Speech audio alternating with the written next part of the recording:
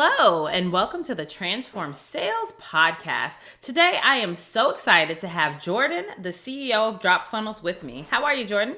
I'm really proud and excited to be here. Thanks for having me on. Awesome. Let me tell you guys a little bit about Jordan, or Jordo, as he likes to be called. He's the founder of one of the fastest growing marketing platforms online called DropFunnels. He's getting the attention from top entrepreneurs and marketers. It is the only tech-free platform to easily build your website, blogs, funnels, and courses. Wow, this just sounds so amazing. I'm excited about this. You guys know I'm a tech tool junkie. I love SaaS tools. He is passionate about innovation and disruptive advertising tools. He always brings humor and insight to everything that he does. When he isn't busy changing the landscape of online marketing, he enjoys spending time with his wife and sons fishing in the beautiful lakes of Wisconsin. So, how did you start your career in Wisconsin and become a CEO of a company that sounds like it's really, really disrupting the industry, bringing all these bits and pieces together? Tell us about that journey. Boy, I tell you, I'm the least qualified person to be the founder of a SaaS company. And it goes all the way back to my dad's a pastor. My mom was a teacher. It's very humble beginnings. I always like to say that the silver spoon that we ate from came from Goodwill. So I learned a lot about humility and about hustle and entrepreneurship just by watching them as I was growing up. But I also had a good friend. It's kind of like Robert Kiyosaki's Rich Dad, Poor Dad. I had kind of I was the broke friend and he was the rich friend. And I got to go experience because his dad was an entrepreneur who developed some of the GPS location software for waste management, for example. And so that concept of, and I think he sold it to them and he did really exceptionally well. And so we got to go on all these fun trips and do these amazing things. And so I learned really, really about ethics and humanity and how to serve people at the highest level on one side of my life. And then on the other side of my life is this side of abundance, about opportunity, about everything that can exist when you embrace the world of entrepreneurship. And so I have kind of what I had was my 21 jobs leading up. I used to be a ShamWow salesman, but that taught me sales, like the microphone and the carpet and the Coke and the whole thing. And I ended up being the top salesperson there. And so that taught me about how to engage and entertain people while having a conversation around sales. So it's a very anti-sales conversation there. I was a traveling magician. I used to do Broadway, off-Broadway style shows and theatrics, and I was a videographer. I owned a video production company, and I've done a lot of things in digital marketing and advertising, and all those things really led up to one point in time, which was just about 3 years ago, when I was building all of my tech stack, as many people do, on WordPress. WordPress is one of the most powerful infrastructures on the planet. Helps you to rank quickly and get SEO, not only ranking, but organic leads and sales. But it's very, very technical, and it's very difficult to use if you're not a designer or a programmer or a coder, and you update your plugins one time and your entire site falls apart, right? So then I ended up bundling on a course software, and I'd add ClickFunnels, and I'd add this thing and duct tape it all together and hope for dear life that it doesn't fall apart. And then I realized one day, it's like, man, I've got to find something that can just do all of this with none of the headache, no coding, because I'm not a coder, I'm not particularly technical, and some way that I can launch an idea or a new business in a weekend. So I launched DropFunnels to about the first 100 users. And then we ended up going to our first 1,000 users, and then obviously scaling beyond that. But it's really been solving my own problem, which ends up solving a lot of other entrepreneurs' problems, which is just to build simplicity in your business. Gives you a lot more time to do the things you want to do while increasing the growth of your revenue at the same time. Wow, that's pretty amazing. So you're definitely a non-traditional entrepreneur slash SaaS founder. I want to go back to your early days. You mentioned you really learned empathy and understanding people and meeting them where they are. How have those lessons in your early life really translated to help you build this company that is booming?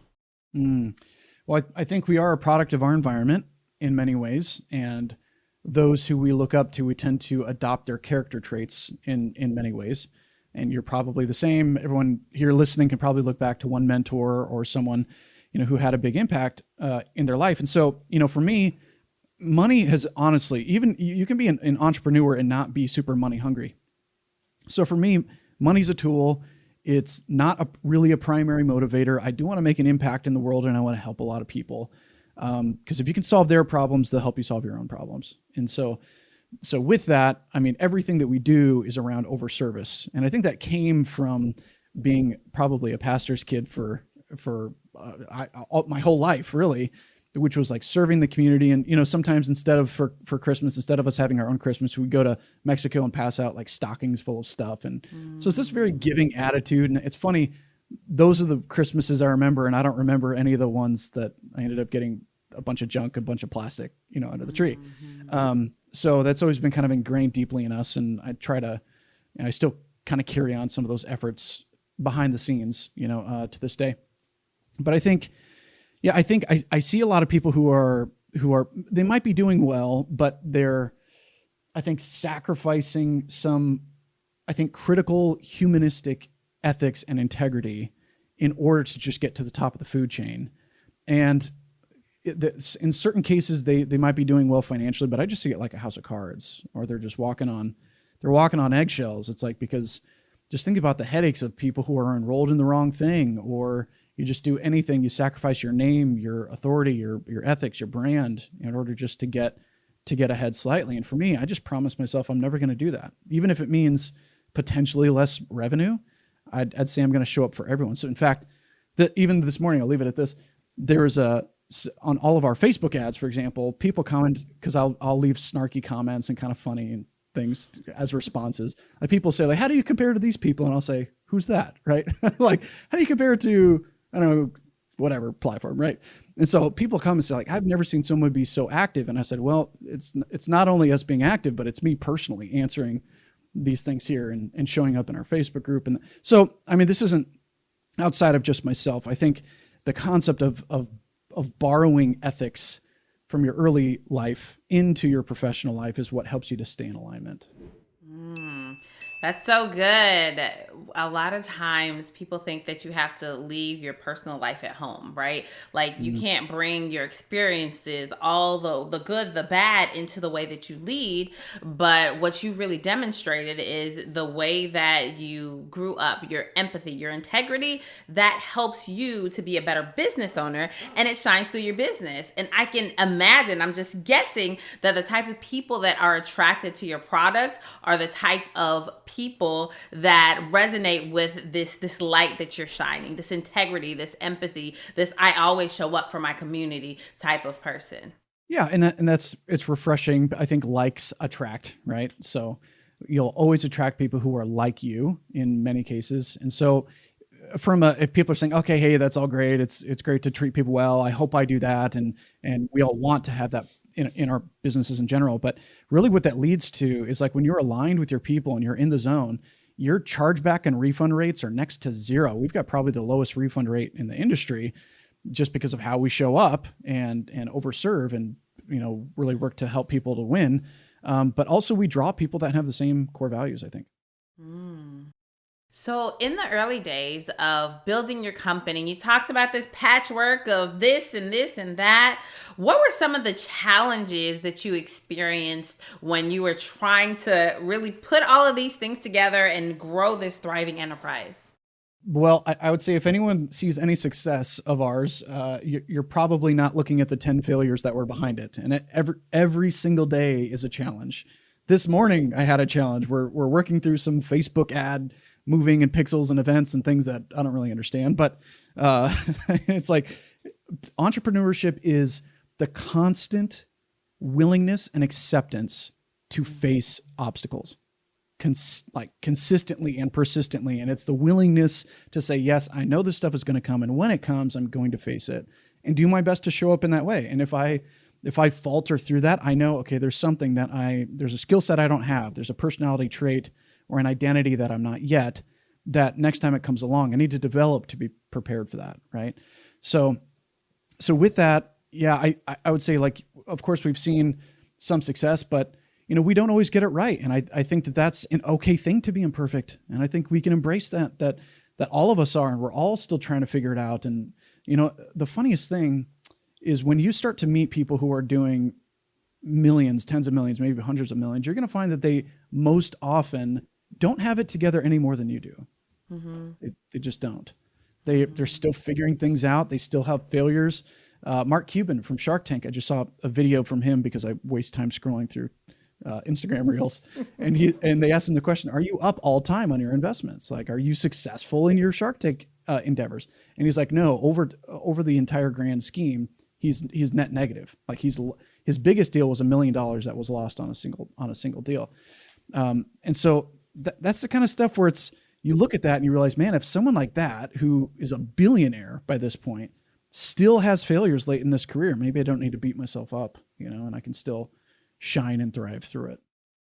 I love that. As an entrepreneur myself, I understand, it's that self-talk that we have that sometimes we don't realize how detrimental it can be when we're like, oh, no, you did this and this happened again or that happened. And one of the phrases that I like to use often is it's okay to fail, but it's not okay to fail the same way twice, because after a failure, you should learn and you should tweak. And there may be a little change that you make and you're like, but I did the same thing again. But no, you didn't. You learned that maybe I don't need to talk to this demographic, or maybe I shouldn't try this thing, or maybe I had this developer that wasn't that great, and you change a little thing and then you keep moving. But as a leader, as a business owner, as an entrepreneur, I think our strength really comes from getting up every day, showing up for our team, showing up for our people, and as well as our customers, showing them that I am not perfect.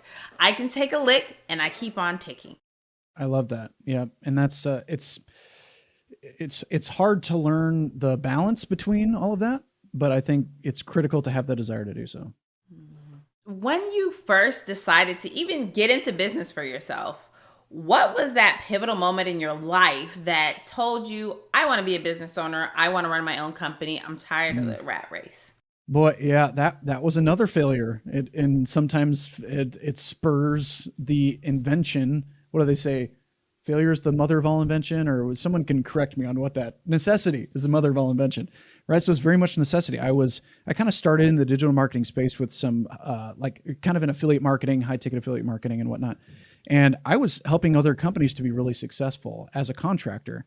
I ended up growing all the way to becoming like a partner in some of these companies. And we were able to, bring, I think, really, really cool results to the table for a lot of people. But it ended up having some industry changes and things that just happen can sink a brand sometimes. So that happened to that brand. And I was left at a pivot point. It's like, man, if I'm able to create success and results for other companies as a contractor, why don't I just do this on my own? And I think before diving into your own thing full time, you've got that fear for sure. The uncertainty of what's going to happen on the other side of that fence.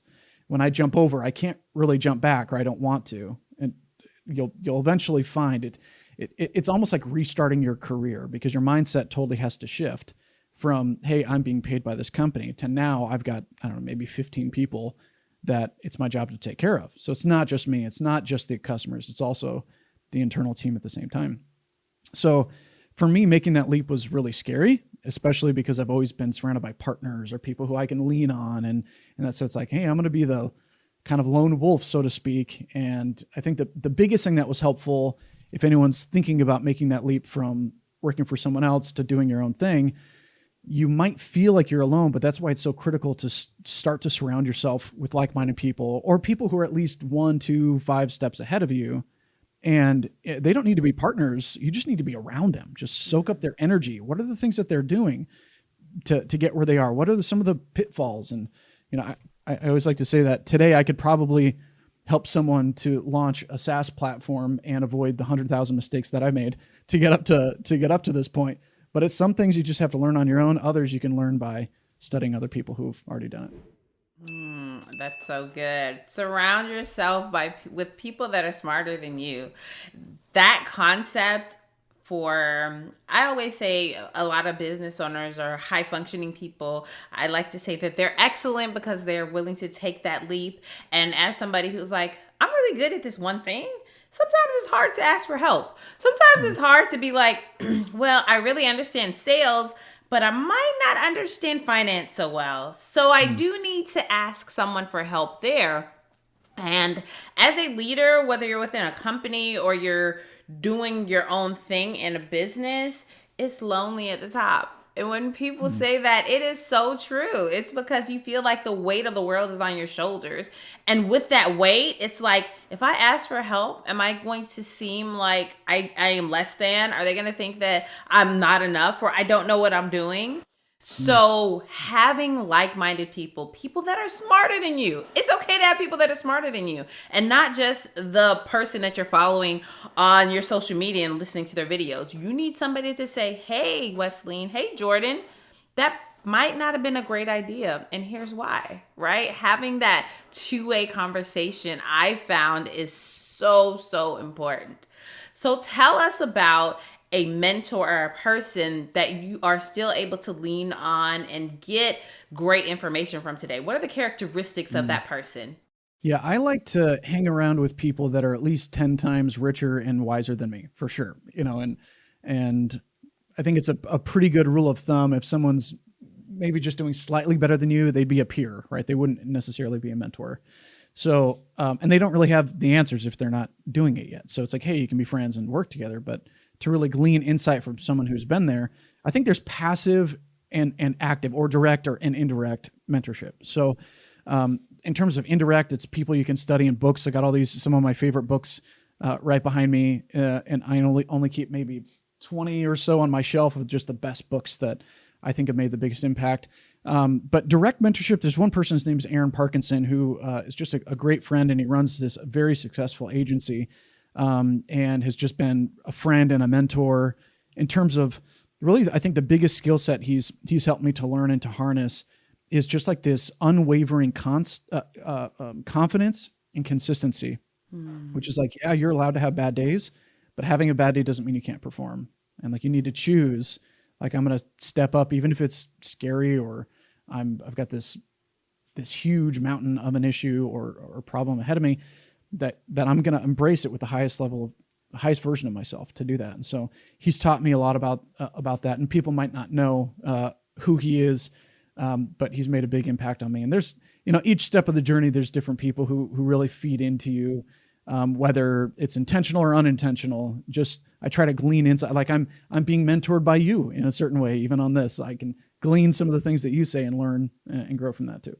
One of the greatest strengths of a leader is to be constantly learning, right? Like to always look for opportunities to grow and to develop, and even to say, hey, we're just chatting here now and I'm pulling things from you. That's why I love my podcast, because I learn so much from people who come on here, people that are much smarter than me. You said two words that really stood out to me: confidence and consistency. So in your world today, how has being confident and consistent really helped you guys drive and grow the business? Well, I would say the antithesis of that would be when you're not confident, things start to shrink and fall apart, and the team begins to waver, and the vision becomes less clear. So it's not that you need to add confidence; it's that you need to really be less unconfident. That's a better way to think about it. Work on doing unconfident or scary, that scary version of yourself, the scarcity version of yourself. Do less of that, and automatically you're propelling yourself in the right way. Sometimes we think, okay, the confident version of myself is so far away, and like I've got to become a billionaire before I'm confident, and it's can feel that way. But I just say be less of the weak version. It automatically propels you to being strong. And so I think consistency is confidence in action, because it just means if I'm doing the same things and focusing on the right things consistently over time, right? If I launch a brand new sales funnel and I launch it for 3 days and it's maybe not working super well, and I say, throw my hands up and kill it, it's not working, turn off the whole thing, that's not consistency, and it doesn't shine confidence or excellence. So it's like, how do I push this forward? What do I need to change? What do I need to tweak? Attaching yourself to the process instead of the result. That's what confidence and consistency is like in action, is demonstrating that every day you're willing to show up in the same way. And, it can be hard, especially for newer entrepreneurs, to start to develop that, because you're still figuring out your offer. You're figuring out how you're going to market. And that stuff just develops with time, right? And you don't have to be like cocky or arrogant about it. That's not what confidence is necessarily. It's being firm and steadfast and and being rooted in your belief system and saying, and letting your actions shine through that belief system. So I'm a recovering chemist. All my guests know that. I talk about it all the time. And so when you start talking about process, I get really excited, because when I think about what happens when we feel the world is falling apart, we change 150 things. And so it is really important to only have one variable at a time. Like even my kids, when we're doing their science experiment, I was like, okay, just one variable. We can't change too many things, right? If you change temperature and temperature and time and then how do you know what works? And so I got to interject on that, because this is such a critical, it's so critical. Like we had people come in and they said, hey, in DropFunnels, can you build it so that we can do like 5 or 10 split tests on one page at the same time? I'm like, you're missing the scientific method. You test one variable versus a constant, figure out what works, then kill one and split test the other one. That's like anyway. So thank you for saying that, because I'm not going to build a feature into the software that doesn't make sense based on the scientific method. It just works. Literally, like what you said, it's the consistency. You can't just go out there and try something new, whether it's a course, a new software, for 5 days and say it didn't work. Right? Like I always ask people, well, what did you put into it?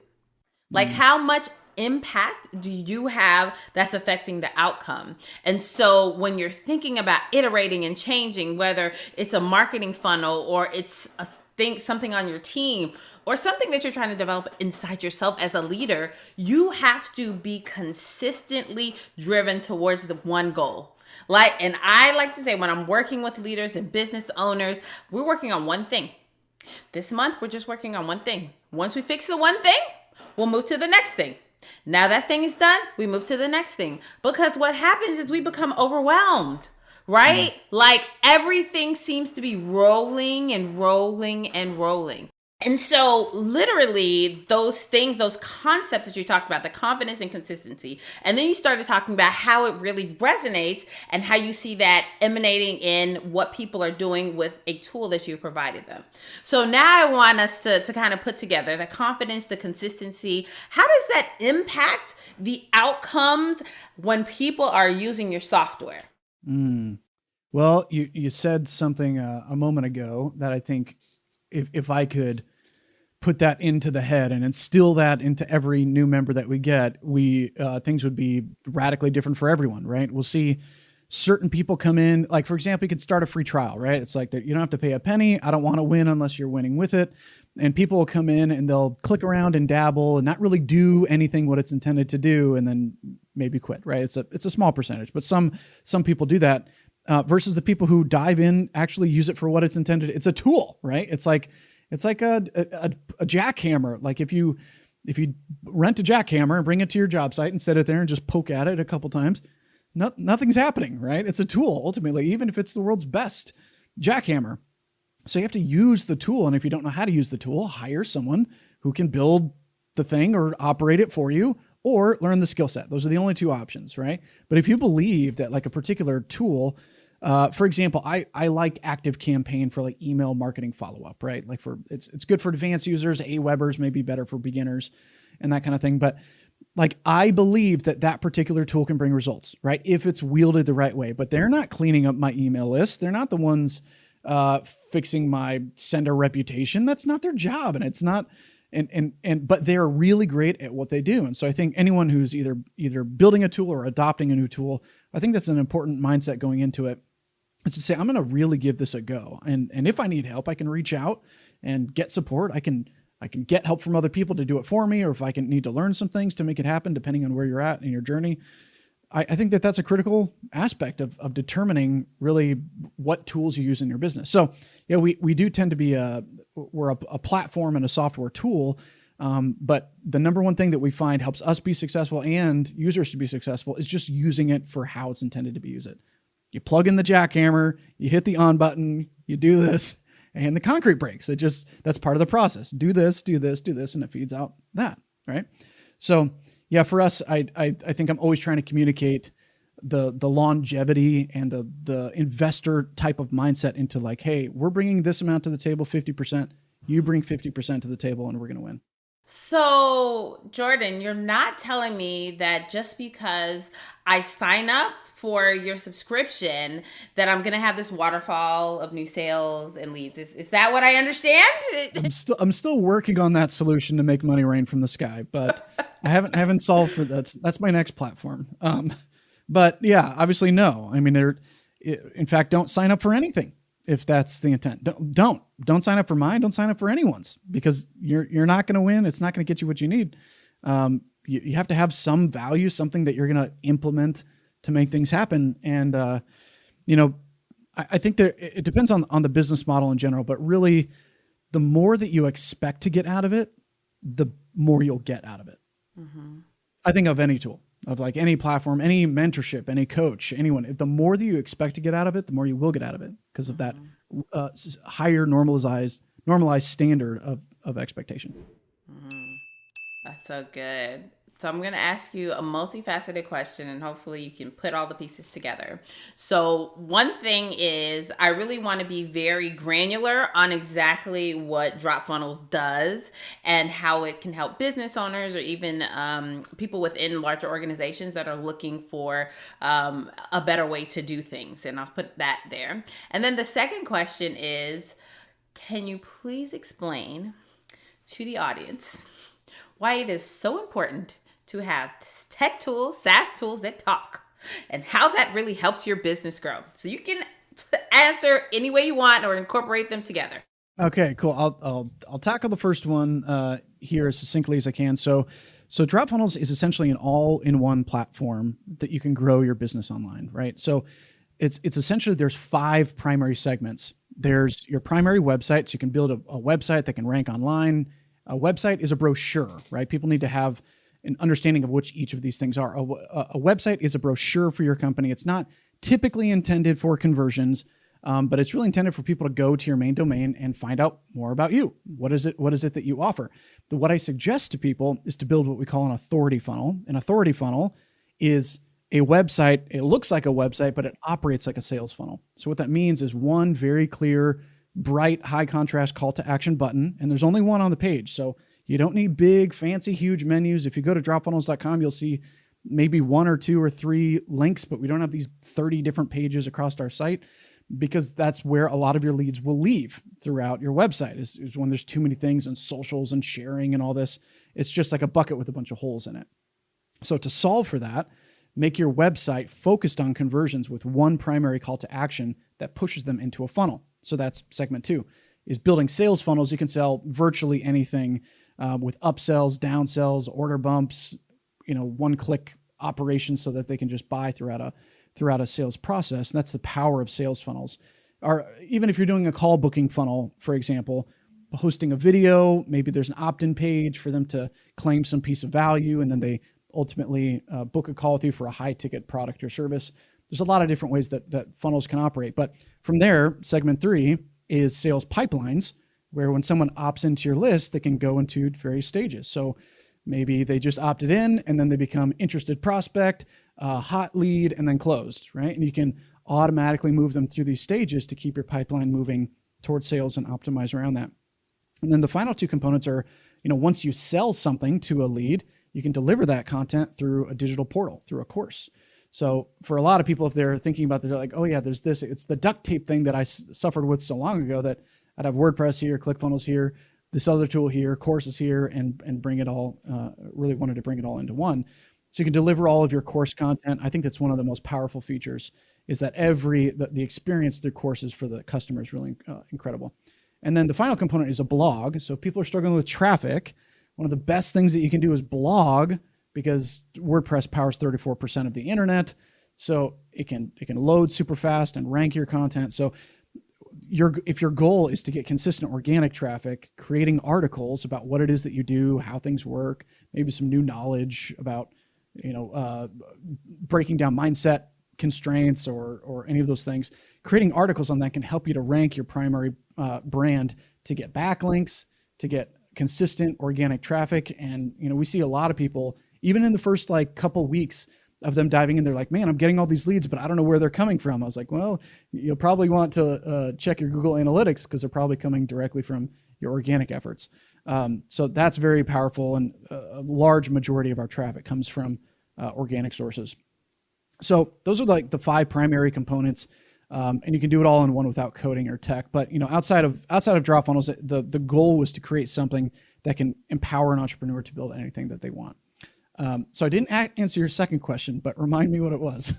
And actually, you did answer it Okay. without answering it. And so really what you have laid out, which just makes my heart sing, is the integration of marketing, sales, and customer success. Like all in one platform.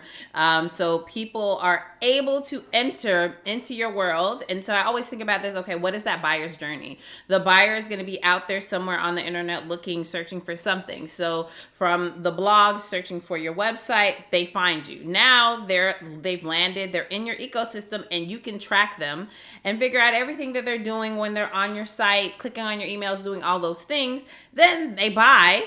And you're able to support them after the sale by saying, okay, here's a course. Here's how you get started. Here are the things that you do with us. And so for a small business owner, for an entrepreneur, even a mid-sized business, because believe me, I work with mid-sized businesses that do not have this figured out, and they're all using duct tape, and they're all trying to put this together, like trying to put lipstick on a pig, and it doesn't work so well. And so I really love what you've created. And another thing that really excites me about this platform is the fact that it is built on WordPress, right? And so there's so many other options out there that it's like, okay, you build your website on WordPress, then you go sign up for this thing, then maybe there's a plugin and it talks, but now I'm doing my marketing automation over here and I got to build a funnel here, and now customers, it's like this whole big mess of a world.